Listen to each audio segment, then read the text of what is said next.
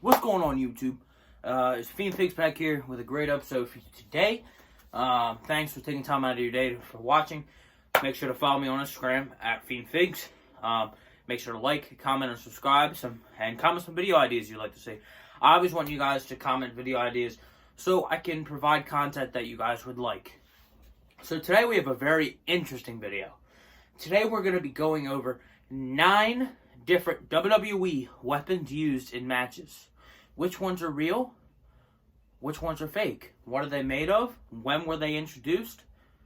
Let's find out now.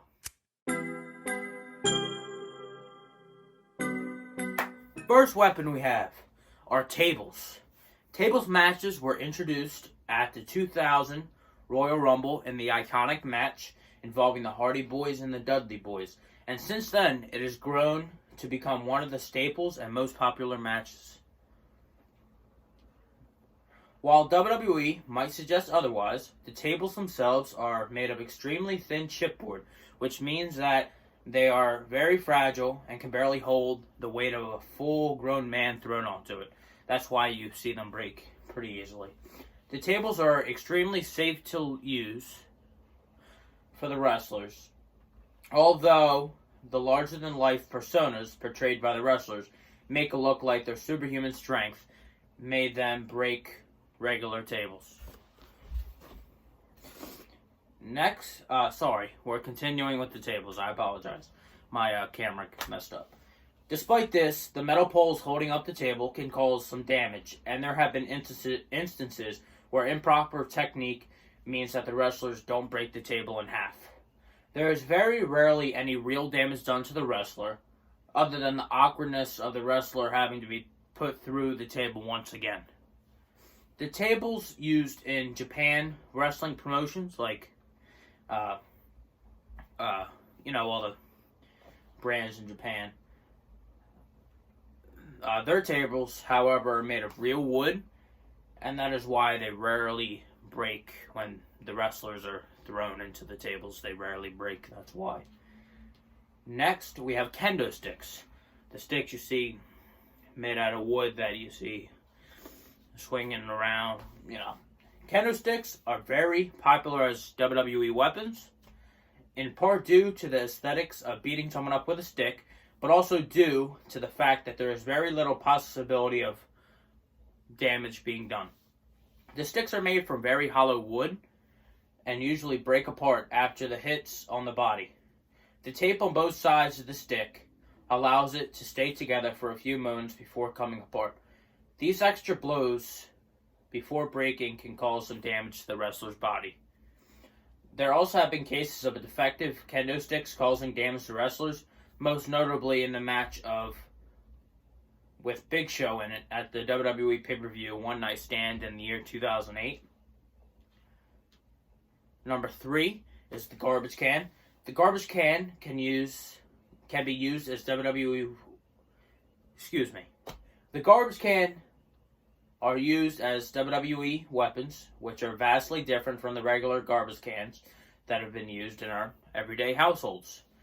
They are largely made of aluminum or tin, making them basically just larger versions of sodas or beer cans, which means they cannot cause any real damage to the wrestlers that are hit by them. In any case, garbage cans are not only used as WWE weapons, but can also act as cushions when wrestlers make high-risk maneuvers, like when different wrestlers jump off high, like Hell in a Cell or something. They can use the garbage can, for safety. And it can limit the impact of risky moves. That is a reason I'm pretty sure Shane McMahon uses that when he does, I forget.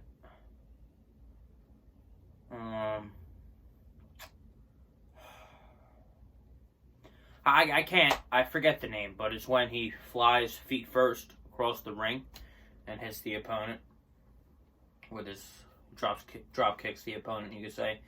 Number 4 is thumbtacks, which are not used anymore. The thumbtacks used in wrestling are very much real, and the pain felt when wrestlers come in contact with assembled thumbtacks is legitimate. Thumbtacks were rampant in matches during the Attitude Era and the ECW era, but they have been slowly phased into extinction since the WWE reverted to, sadly, the PG era, which we're watching today. Mick Foley made a name for himself, putting his body on the line for entertainment of fans, and he gave a tip for limiting the pain from the thumbtacks by suggesting that taking the tacks over a larger surface area, like the back, lessens the pain felt. He also said that removing the tacks from the body was much worse, while Chris Jericho said that anticipation of taking the bump was worse than the pain itself. Wow. Number 5, we have barbed wire, which is not used anymore, sadly. But, number 5, barbed wire. The WWE varies between using real barbed wires and fake wires for the safety of the wrestlers in the ring. Mick Foley revealed that 2 different wires were used during his match with Triple H at the 2000 Royal Rumble. He had stated that the real wire was used anytime he was hit by Triple H due to his hardcore nature of Mick Foley, while the fake one was used anytime the game Triple H was to be hit. I don't know. I guess Triple H is just weak compared to Mick Foley. It is suggested that the fake barbed wires had rubber tips to prevent any damage to the wrestlers, although the more hardcore wrestlers, including the Animal Batista and Mick Foley, opt for the real deal to increase the effect. Number 6, we have the guitar. Everybody knows, introduced by Jeff Jarrett.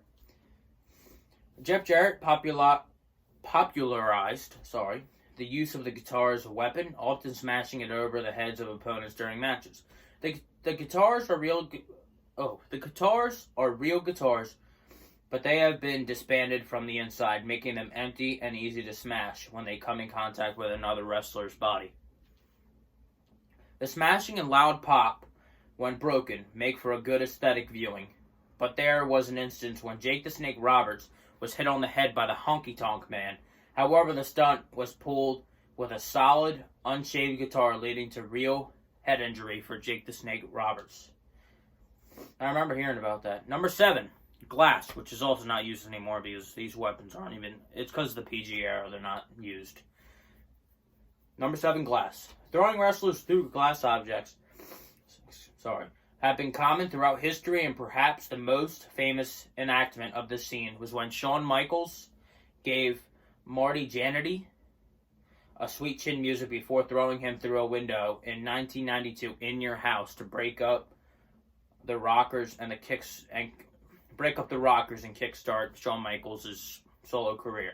However, the glasses are not real and are made of sugar glass, which are completely safe to use, although there have been instances of things going wrong. During the match between Kurt Angle and Shane McMahon at the 2001 King of the Ring, WWE forgot to use sugar glass instead of plexiglass. Oh, they meant to use sugar glass, but they accidentally used plexiglass. Sorry about that. Leading to several injuries and over 50 stitches to Shane McMahon. Wow. Big mistake. Good thing his father owns the company. 8, the Sledgehammer. The Sledgehammer was the trademark of Triple H, as we all know, and it was introduced as a WWE weapon by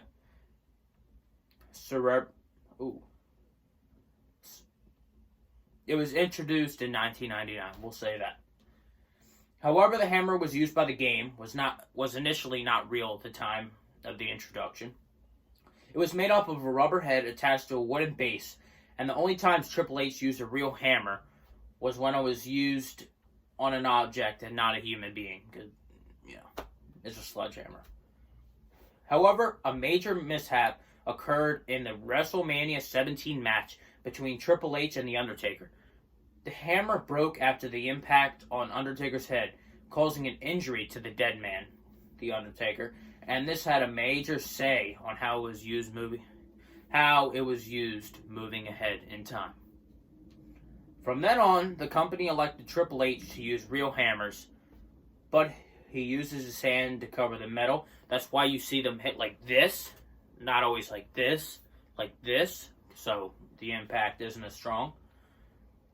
So They made him cover the metal as a cushion to minimize the impact when he hits the opposition wrestlers. Number 9, second to last one we have here. Shawn Michaels, number 9 ladders. Shawn Michaels and Bret the Hitman Hart participated in the first iconic ladder match in 1992, and since then it has become one of the highlights of the company. Ladders are either used as instruments for wrestlers to climb and win matches, or can be used as weapons. Together it presents the challenge of being strong enough to bear the weight of wrestlers while climbing, as well as safe enough to be deployed as weapons. The ladders used as WWE weapons are structurally different than a regular typical ladder you would see while climbing on a roof to do work. The steel used in WWE ladders is very hollow, making them lighter to lift and safer to hit other wrestlers with, because you don't want a wrestler to suffer real damage. And the center is weaker than your typical ladder, making it easier to break into two for spots where wrestlers have to be put through the ladders. Despite the safety measures put in place, ladder matches are still highly hazardous, and wrestlers, including the Hardy Boys, still have injuries to this day owing to the numerous ladder matches they participated in throughout their career as a tag team. Number 10, last but not least, steel chairs. One of the most popular weapons you see today. Steel chairs are arguably the most popular and iconic weapons in WWE history, like I explained, and they have been included in some of the greatest matches of all time. The name steel chairs have had fans wondering whether the chairs are really made of 100% steel, and it is pertinent to note that the chairs are entirely legitimate, although unlike the name suggests, they are made up of 92% aluminum. So, damage isn't majorly bad for the wrestler taking the hit. The only difference between them and the regular chairs is that the rivets have been broken, making them easier to fold into two and relatively safer to use to hit a wrestler with. In the past, wrestlers used to take chair shots to the head regularly, but the increasing number of trauma-related incidents and concussions led to the shots to the head being expressly banned in the WWE, and only hits on the back are allowed. However, certain techniques are needed to ensure safety when delivering chair shots, and one of the basics is making sure the chair is entirely flat before delivering the shot. Otherwise, there would be a great risk of major damage being done to the wrestler. There was 10 weapons to show you if they were real or fake, and what they're made of to prove that they're real or they're fake, and how they're made. So that's going to wrap up the video. I hope you guys enjoyed. I know it's a longer one, but I hope you enjoyed. A lot of information from research I did on my computer over here. But I appreciate you guys staying here. If you made it to the end, I really appreciate it. So make sure to follow me on Instagram, like the video, show me that you're loving the videos, comment some video ideas you would like to see so I can put out content you'd like to watch and not just stuff I think you'll like to watch, because I make these videos for you guys. Because I want you to have some entertainment, especially I want to be able to, it's fun for me to make videos for you guys, and I really hope you enjoy them, and just leave me any feedback, negative or positive. Just leave any thoughts you have, and yeah, make sure to hit that subscribe button so we can all grow together, and it gives me some motivation to keep making fun videos for you guys. And yeah, that's pretty much it. Thanks for tuning in, guys. That's another episode of Fiend Figs. I hope you enjoyed. Have a great day. Love you guys.